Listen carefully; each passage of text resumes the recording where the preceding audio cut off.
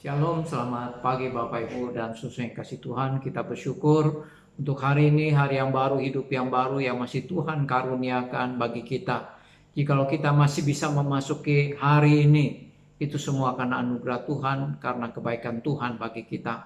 Untuk memasuki hari ini, hari Sabtu tanggal 24 Juli 2021, saya ingin mengajak kita kembali bersama-sama merenungkan satu bagian firman Tuhan yang diambil dari Injil Matius pasal yang ke-24 ayat yang ke-15 sampai ayat yang ke-28.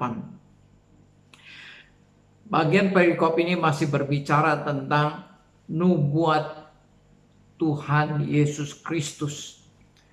Ada 3 nubuat yang Tuhan Yesus sampaikan kepada murid-muridnya dan juga untuk kita semua pada saat ini. Tuhan Yesus yang pertama menubuatkan tentang adanya pembinasa keji. Di sini dikatakan ayat 15, jadi apabila kamu melihat pembinasa keji berdiri di tempat kudus menurut firman yang disampaikan oleh Nabi Daniel, para pembaca hendaklah memperhatikannya. Tuhan Yesus mengingatkan bahwa pada akhir zaman itu ada yang namanya pembinasa keji. Jikalau nubuat Tuhan Yesus ini dikaitkan dengan kehancuran kota Yerusalem dan kehancuran Bait Allah, maka yang dimaksud dengan pembinasa keji di sini adalah Jenderal Titus yang memimpin pasukan Romawi pada tahun 70 Masehi membakar dan membinasakan orang-orang yang ada di kota Yerusalem dan juga menghancurkan Bait Allah yang begitu agung, yang begitu megah, dihancurkan oleh Jenderal Titus. Nah, jika dikaitkan dengan akhir zaman, maka yang dimaksud dengan pembinasa keji di sini adalah antikristus, seorang pribadi antikristus yang memiliki pasukan pengikut-pengikutnya, yaitu para antikristus. Ya. Mereka akan menentang Kristus dan juga menentang ajaran-ajaran Kristus. Mereka akan menentang pengikut-pengikut Kristus. Nah, apa yang terjadi jika pembinasa keji ini ada? Di dalam ayat yang ke-21 dikatakan, sebab pada masa itu akan terjadi siksaan yang berat seperti yang belum pernah terjadi sejak awal dunia sampai sekarang dan yang tidak akan terjadi lagi. Dikatakan jikalau pembinasa keji itu tampil, maka ada siksaan yang dahsyat, ada terjadi siksaan-siksaan yang berat. Nah, itu sudah terjadi pada tahun 70 Masehi, yaitu pada waktu Jenderal Titus menghancurkan kota Yerusalem dengan cara membakarnya dan membinasakan orang-orang yang ada di kota itu. Demikian juga pada akhir zaman Tuhan Yesus menubuatkan akan tampil pembinasa keji, dan pada waktu pembinasa keji ini tampil, maka dia juga akan menyiksa orang-orang percaya. Mereka akan menyiksa murid-murid Tuhan dengan siksaan-siksaan yang berat. Nah, oleh karena itu Tuhan Yesus memperingatkan di sini, pada waktu pembinasa keji itu datang, tiba dengan pasukannya, maka Tuhan Yesus memperingatkan, harus berdoa, harus melarikan diri. Itu yang Tuhan Yesus katakan. Ya, Yesus menubuatkan bahwa pada akhir zaman akan ada pembinasa keji.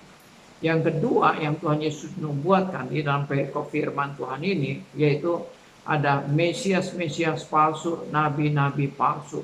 Ini yang diperingatkan oleh Tuhan Yesus, dinubuatkan oleh Tuhan Yesus. Ada orang-orang yang menyebut dirinya sebagai Mesias. Ada orang-orang yang menyebut dirinya sebagai nabi-nabi. Tetapi mereka adalah Mesias-Mesias palsu dan nabi-nabi palsu.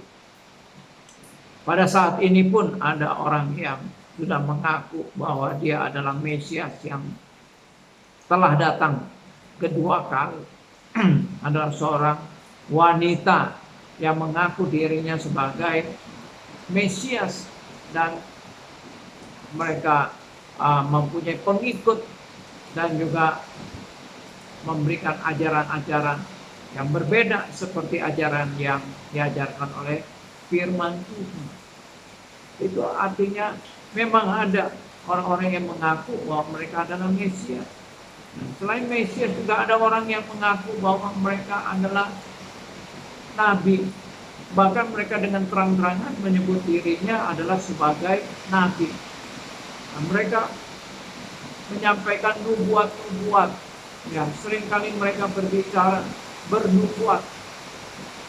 Kemudian setelah mereka bernubuat, apa yang mereka nubuatkan tidak terjadi. Itu sudah membuktikan bahwa mereka adalah nabi-nabi palsu. Ya.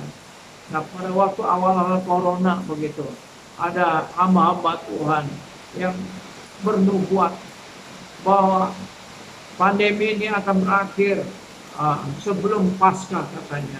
Kemudian ada juga yang mereka katakan dia akan berpuasa, tidak akan makan minum sebelum pandemi ini berlalu.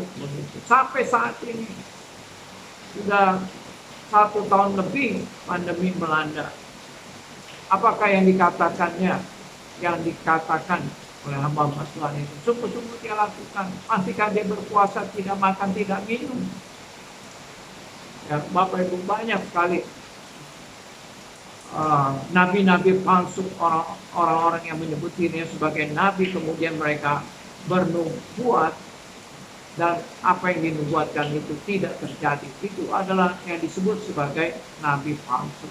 Nah, pada akhir zaman, Mesias-Mesias palsu, nabi-nabi palsu ini akan lebih banyak lagi. Tujuan mereka adalah untuk menyesatkan orang-orang percaya.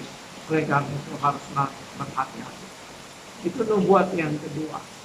Nubuat yang ketiga yang Tuhan Yesus katakan, yaitu tentang kedatangannya yang kedua kali. Firman Tuhan katakan demikian.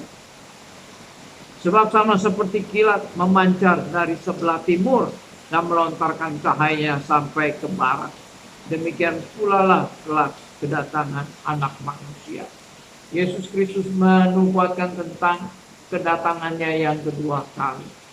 Bahwa pada waktu dia datang kedua kali, dia akan datang dengan cara seperti kilat yang memancarkan cahayanya dari sebelah timur sampai ke sebelah barat.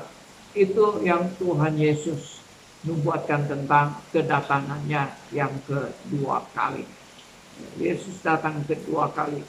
Dan semua orang dari timur dan dari barat akan menyaksikan kedatangan Kristus yang kedua kali. Tidak seperti Mesias palsu, orang-orang yang menyebut dirinya sebagai Mesias palsu. Mereka membuat ajaran-ajaran yang baru, yang tidak sesuai dengan firman Tuhan, tidak sesuai dengan apa yang diajarkan oleh firman Tuhan, diajarkan oleh Tuhan Yesus. Oleh karena itu Tuhan Yesus memperingatkan, hati-hati dengan Mesias-Mesias palsu dan nabi-nabi palsu. Tuhan Yesus bernubuat bahwa dia akan datang kedua kali. Dan nubuat Yesus Kristus, iya dan amin. Nubuat Yesus Kristus ini dapat dipercayai bahwa dia akan datang kedua kali. Dia datang kedua kali tidak sama seperti Mesias-Mesias palsu yang akan menyesatkan banyak orang dengan tanda-tanda dan mujizat dan ajaran-ajarannya. Tapi Yesus Kristus datang kedua kali. Dia akan datang sebagai hakim yang akan menghakimi. Dia akan datang sebagai raja di atas segala raja yang akan memerintah di dalam kerajaannya. Kiranya Tuhan memberkati kita. Bapak, Ibu, dan Saudara yang kasih Tuhan, besok hari Minggu, hari ibadahnya kita. Marilah kita siapkan hati kita datang di hadapan Tuhan, beribadah dan berbakti kepada Tuhan. Walaupun pada saat ini kita beribadah secara online, namun hal itu tidak mengurangi semangat kita, kesungguhan hati kita untuk beribadah dan berbakti kepada Tuhan. Selamat beraktivitas, Tuhan memberkati kita semua. Amin.